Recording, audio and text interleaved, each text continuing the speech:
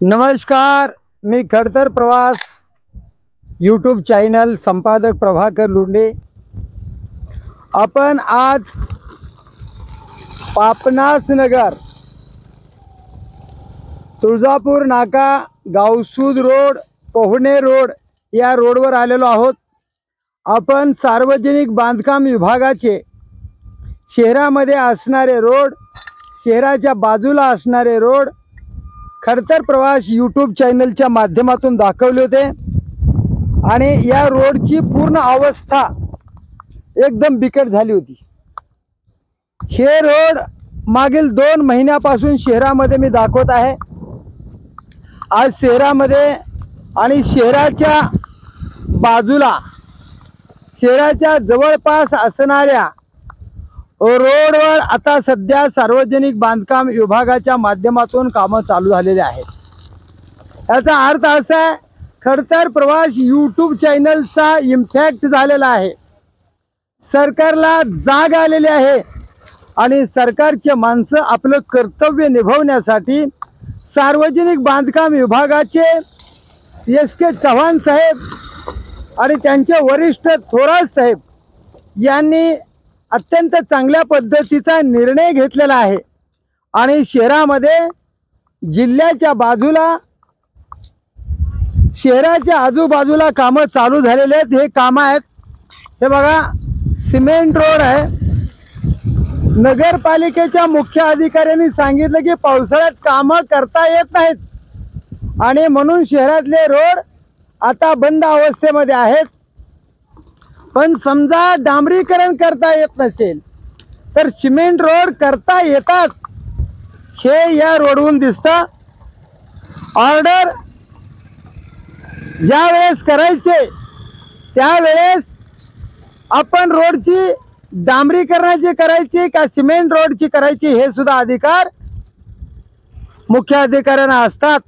जर शहर स्वच्छ ठेवायचं असेल तर निश्चितच आपण चांगला निर्णय घेऊ शकता, हे अधिकाऱ्याला दाखवता येते। आता हा रोड जो आहे तो तुळजापूर नाक्यापासून या कच्च्यापर्यंत हा सिमेंट रोड आहे आणि या कच्च्यापासून मधला जो रोड आहे तो डांबरीकरणाचा रोड आहे आणि तोही तात्काळ चालू होणार आहे। म्हणजे पापनास नगर पासून तुळजापूर नाका ते पोहणेर पर्यंत आणि गावसूद पर्यंत अत्यंत चांगला रोड आता ये जा करणाऱ्या प्रवाशाला मिळणार आहे, हे याच्यातून दिसतंय। तर खडतर प्रवासचा इम्पॅक्ट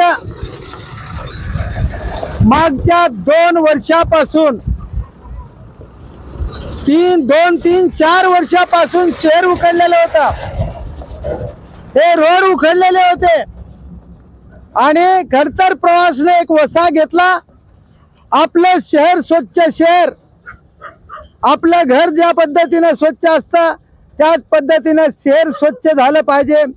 शहराच्या आजूबाजूचे रस्ते चांगले असले पाहिजे, कारण हे सर्व अधिकारी जनतेला सुखसोयी देण्यासाठी लाखो रुपये पगारी उचलत असतात आणि जनतेच्या कल्याणासाठी ही नोकऱ्या करत असतात। पण अवाढव्य भ्रष्टाचार करणाऱ्या कर्मचाऱ्यांनी विचार करावा की आपलं कर्तव्य आपण नियमित करणं गरजेचं आहे। हे जसा रोड रेग्युलर बनला असेच रोड उस्मानाबाद जिल्हा, धाराशिव जिल्ह्याच्या आजूबाजूला बनावे अशीच आता जनतेची अपेक्षा आहे।